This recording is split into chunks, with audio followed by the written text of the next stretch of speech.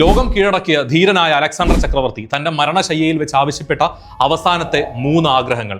100 days 100 stories day 8. മരണത്തെ മുഖാമുഖം കണ്ടുകിടക്കുന്ന Alexander തന്റെ പ്രധാനപ്പെട്ട ജനറലുമാരെ എല്ലാം വിളിച്ചിട്ട് തന്റെ അവസാനത്തെ 3 ആഗ്രഹങ്ങൾ പറയുകയാണ്. നമ്പർ 1, ഈ സാമ്രാജ്യത്തിലെ ഏറ്റവും മികച്ച ഡോക്ടേഴ്സ് ആയിരിക്കണം ശവപ്പറമ്പിലേക്ക് തന്റെ ശവമഞ്ചവും ചുമന്നുകൊണ്ട് പോവേണ്ടത്.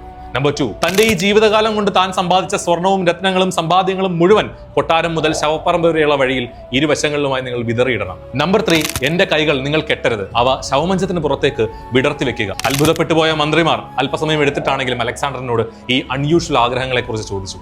അലക്സാണ്ടർ പറയുകയാണ്, ഏറ്റവും പ്രഗത്ഭരായ ഡോക്ടർമാർ ശവമഞ്ചം ചുമക്കുമ്പോൾ ലോകം അറിയണം എത്ര മികച്ച ഡോക്ടർ സപ്പോർട്ടിനുണ്ടെങ്കിലും അത് അലക്സാണ്ടർ ചക്രവർത്തി ആണെങ്കിൽ പോലും മരണത്തിന്റെ മുഖത്ത് നിന്നും രക്ഷയില്ല എന്നുള്ളത്. മൃതദേഹം കൊണ്ടുപോകുന്ന വഴിയിൽ സമ്പത്ത് വിതറുമ്പോൾ ലോകം മനസ്സിലാക്കട്ടെ അന്ത്യയാത്ര സകലതും പിറകിൽ ഉപേക്ഷിച്ചായിരിക്കുമെന്ന്. അപ്പോൾ കാറ്റിലാടുന്ന എന്റെ 2 കൈകൾ വെറും കൈയോടെ വന്നു, വെറും കൈയോടെ ആയിരിക്കും അവസാന യാത്രയെന്ന് ലോകത്തോട് വിളിച്ചു പറയട്ടെ. സമയം മാത്രമാണ് യഥാർത്ഥ സമ്പത്ത്. Time the most precious treasure. കാരണം ഇറ്റ്സ് ലിമിറ്റഡ്.